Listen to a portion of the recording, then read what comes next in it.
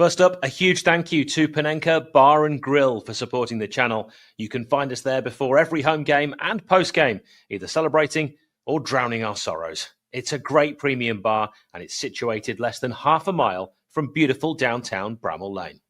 Also, a huge thank you to Parrot Peel. They are a virtual band who create innovative musical experiences just for you. But you already knew that, didn't you? We've been talking about them for long enough. But please do go to parrotpeel.com and check them out because they are awesome. Ale, ale, ale. Ale, ale, ale. Ale, ale, ale. Oh, hello and welcome to the Sheffield United Way. I mean, it feels like there's a lot to get through, so we'll just tell you what we're actually doing here. It's a match preview for Middlesbrough versus Sheffield United on Saturday at 2:30 p.m. at the Riverside. That's 2:30 p.m. my time in Cyprus, 12:30 p.m. UK time. Also, I'm not on my own. Ollie is here. Hey, it's the first time I've written down the time when it's actually the time that I'm going to be following it. Yeah, it doesn't happen very often. I'm normally always confused. I'm like, wait, what time is it? How is nobody understands? But no, all good. All is good. It's been mental. It feels like every 30 seconds there's new rumors, new names, new things to think about and talk about. And yeah, so it's an interesting one, an interesting time. But it'll be nice to just focus on a game of football. That will be a nice distraction from all this. Oh, a distraction. Can you imagine the actual thing that we all talk about? Sheffield United Football Club will be the distraction. In fact, Ollie, Tahith Chong, the rumour that appeared yesterday as a potential Blade signing from Luton Town, well, it's no longer a rumour. You did a video yesterday, but do you want to just give me your quick thoughts on Chong?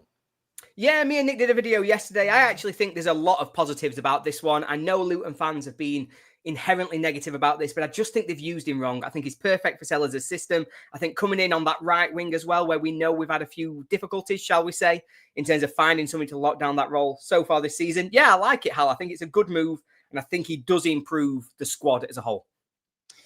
Danny Ings? Similarly, to be honest, I think it's one of those where, you know, if you said to me, who would you rather have starting at centre forward, Danny Ings or Tom Cannon? I think Danny Ings is improving the level of the squad. I think he's somebody who's got that know-how, got a little bit of experience. I think he can contribute for us on the pitch, which will be great to see.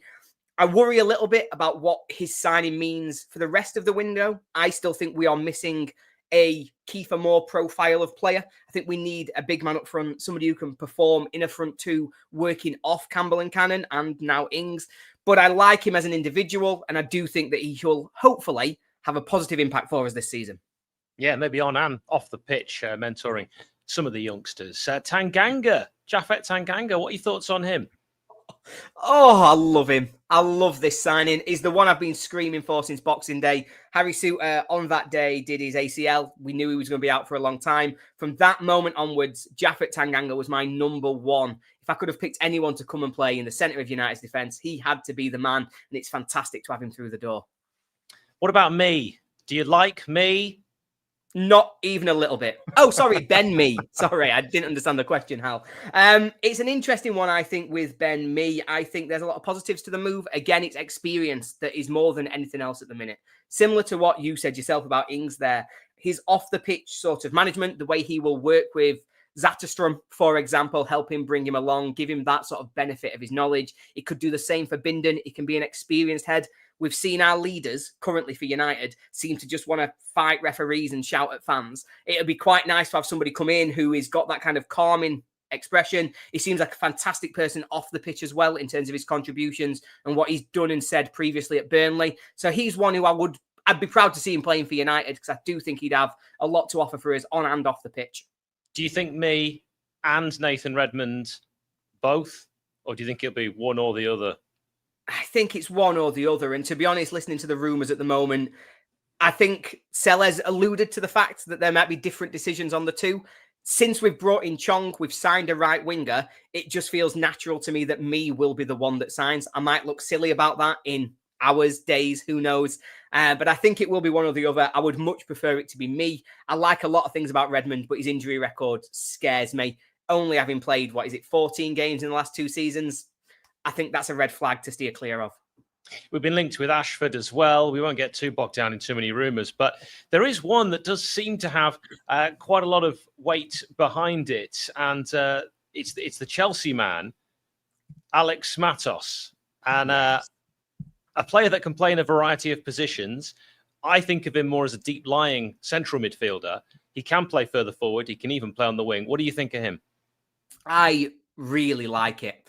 I think he comes into a position that we just don't have enough cover.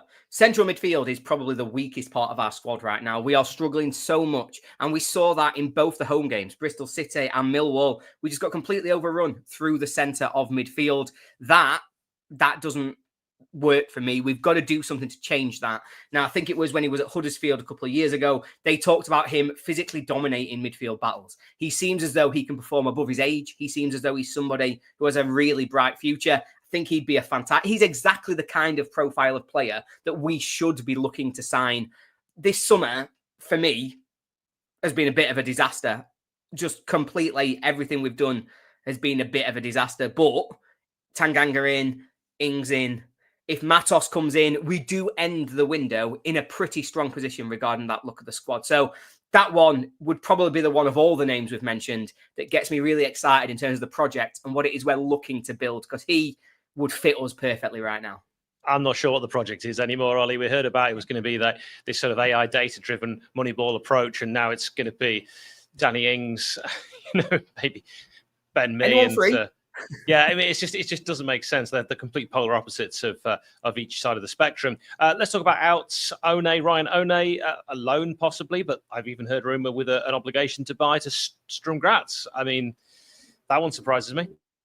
Yeah, that seems weird. I don't know how Sturm Graz would have the money to be able to buy Ryan One permanently unless we are selling him massively on the cheap. I feel as though we should be commanding quite a big fee for him. I think if there's a loan deal, I would like that. I think a loan deal makes a lot of sense. He's a young player, needs to learn his craft, needs to learn how to play men's football properly. He's had some good impacts for United off the bench, but he's not somebody I want us relying on. And he probably needs a bit more structure around him to make sure he's got consistent minutes playing regularly in men's football. So I like a loan deal for him. If there's an obligation, I inherently dislike it already, depending on, of course, what the fee is that's associated with that. Yeah, I never like an obligation one, especially when you want to keep hold of the player who's got potential. Legia Warsaw and Callum O'Hare, I don't know if I put any stock in that. No, that just sounds like nonsense to me. You're talking about a £2 million fee. Just can't understand why we'd be selling for that, unless, of course, there's things that we don't know about. But Callum O'Hare is the only player, I think, so far this season who has come out with any credit from anything we've seen on the pitch in terms of the energy he's brought to that press, the way that he seems to have suited part of what Ruben Sellers is trying to do. I'd be really disappointed if we let that one happen. Yeah, I mean, Legia Warsaw, they can offer him some European football, so maybe. Gus Hammer to Leeds, on and off again. Danny Hall has said that's not looking as likely. I really, really hope that's not likely, because has he had the best start to the season? No. Is he occasionally inconsistent? Maybe. But we cannot be losing him with 3 days of the window left. He's our best player, arguably the best player in the Championship. It would be an absolute joke if he's allowed to leave.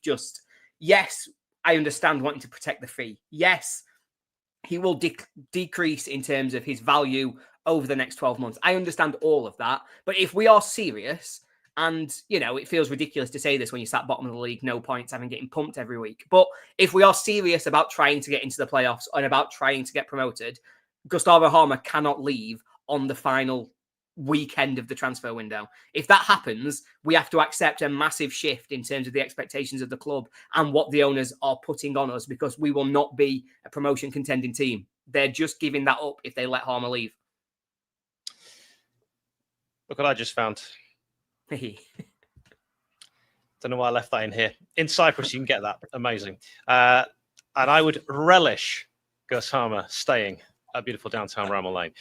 Jamal Baptiste has joined Rotherham on loan. Right, we've wasted 10 minutes talking about speculation and we haven't even got to this match preview. We're going to get to your likely lineup. Ollie, what team are you going for Borough away? Let's properly get to it.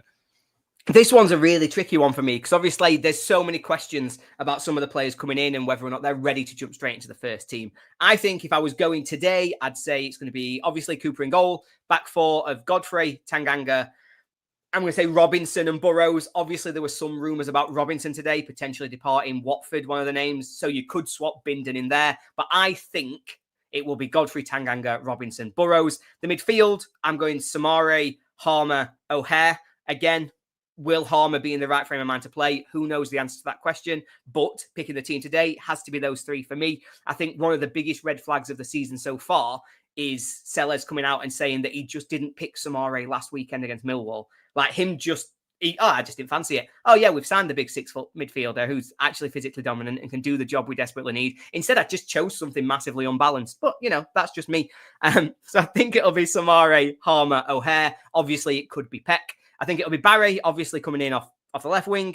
I think it's going to be Chong. I think Chong's going to come straight in. I know he's signed late. I know that he's not had much time with the team, but I think he's coming straight in on the right wing. We've seen already that Sellers does not fancy Andre Brooks. He's tried Cannon there. He's tried O'Hare there. He clearly doesn't want to give him the shirt to run with it. So I really would not be shocked to see Chong come straight in for his first start. And then obviously the main man up front, Tyrese Campbell. I'll be amazed if Chong starts, just because so many of my Luton pals told me he's not fit. But you might have Luton pals that have told you, because I watched the video you did yesterday, that he is fit. So we shall see. Suggestion that he's not fit. However, I have a slight suspicion that he caught BT flu. And so I think he might make a miraculous recovery. Yeah, yes. Would I lie to you? That was our likely lineup, and it's brought to you by Shazbat Designs, run by Sharon, a long-time Sheffield United Way supporter who has even created bespoke Christmas baubles for us in the past. She's self-employed pyrographer, specialising in unique hand-burnt, personalised wooden gifts. No two pieces are ever the same.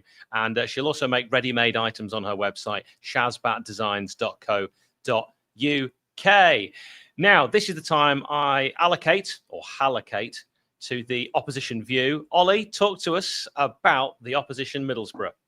So huge thanks to Dex Robert, who sent me a bucket load of information to work through in terms of how Middlesbrough are looking so far this season. So let's go through it as quickly as we can. So basically, other than a really comically bad performance where they lost 4-0 to Doncaster in the League Cup, generally speaking, their season has been perfect so far in the Championship. They have won 3 out of 3. And despite some concerns they've got holes in the squad, you can't argue with that. They've only conceded 1 goal, which shows the massive leaps they've made from last season when Michael Carrick's defensive side was just a joke. They were conceding goals. They were consistently exposed. They seem to have massively brought that together. And I think that's a huge thing about the manager, Rob Edwards. He's won the fans over straight away in terms of his personality and the way that he has led this club. But also in his own words that has come from Dax, he has said he actually now hides our weaknesses and gives us the space to be creative. Now, wouldn't that be nice if you could get a manager that hides your weaknesses rather than exposing them? But it's interesting how they've played. It sounds as though the performance level up and down a little bit. The first game was described as functional in terms of how they beat Swansea at home, game 1. They then went to Millwall away, and this is the real statement win of their start so far. They won 3-0 away at Millwall, all 3 goals coming in the second half as they just blew them away with some of the subs who'd come on having a huge impact. They then went again 2-1 victory away at Norwich. They are difficult away games. I would not want United to be going to Millwall and Norwich away this early in the season, particularly with how we're playing. So for them to have come out of that with 6 points feels massive. The big part of their system at the moment seems to be the central midfield. It lets Hackney and Morris, their 2 key men, just dominate games. And that is really where they're at their best. Progressive passing through midfield and then getting the most out of their attacking players. Obviously, they have lost Finn Azaz. He has started all 3 games so far this season, but it sounds as though they've already done the business in terms of replacing him, bringing in Sverre Naipan from Manchester City on loan, a youngster with a huge future. Everybody I speak to who sort of studies the European game says he is going to be an absolute star. So he might be one to keep an eye on this weekend. In terms of injuries, they're missing Seny Dieng, who was previously their number 1 goalkeeper, but it sounds as though he has now been usurped by Solomon Bryn. They've also going to be missing Lenahan, Bangora and McGree, although all 4 of those not really natural starters. So it seems as though they're at full strength pretty much. It'll be Bryn in goal, a back 3 of Ayling, Fry and Jones. Across the midfield, Britton, Morris, Hackney and Target. That's 2 wing backs, 3 at the back. They'll then have the 2 behind the striker, being Morgan Whittaker and Sverre Nipan, who we referenced before. And at centre forward, Tommy Conway. So, Yeah, it's an interesting one. I think they sound like a pretty good team. They're feeling really positive in the way they're trying to take it forward. But what do their fans think, Hal? Well, Roy's view from the place to head for the opposition's view ahead of this one. Some quotes that I have chosen. Borough have won their first 3 league games of the season. Sheffield United have lost their first 3 league games of the season. We're live on Sky. What could possibly go wrong? Honestly, it would be typical Borough to lose this, wouldn't it?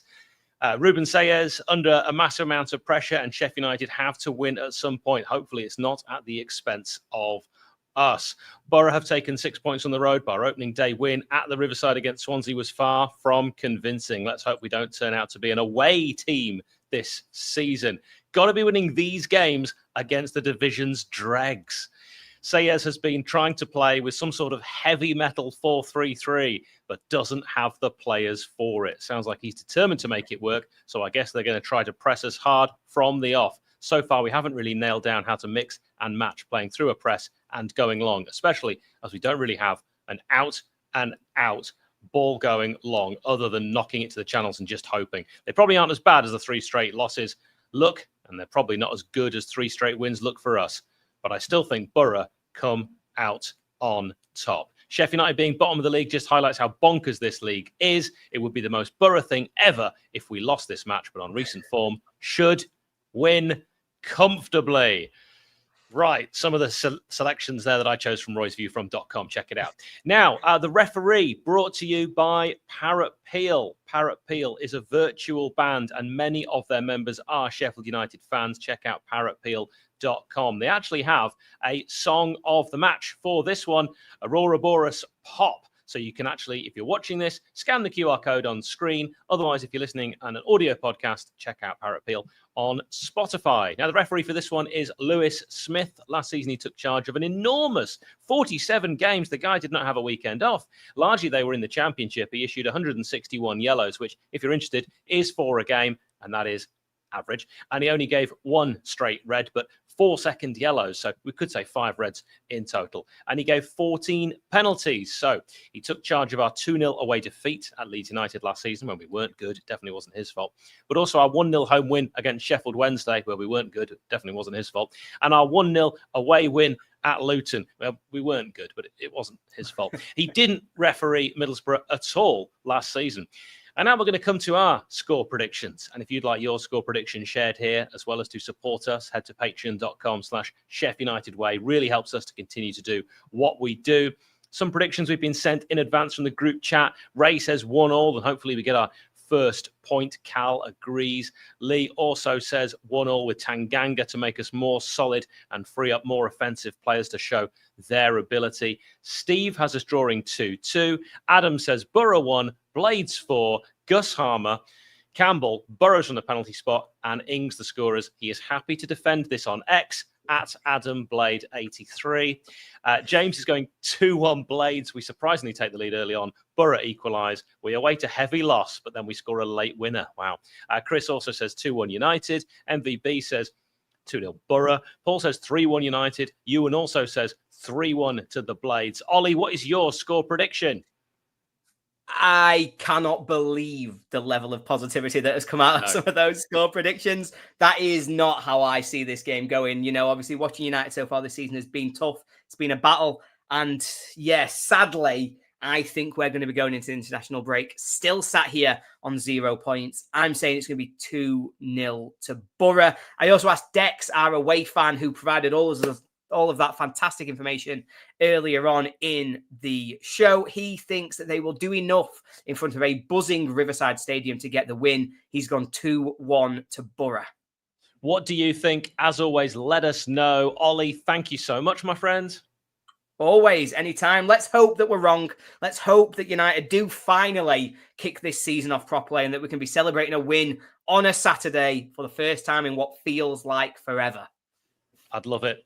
I love your support. Thank you, each and every one of you, for joining us on the Chef United Way. Until next time. Ole, ole, ole. Ole, ole.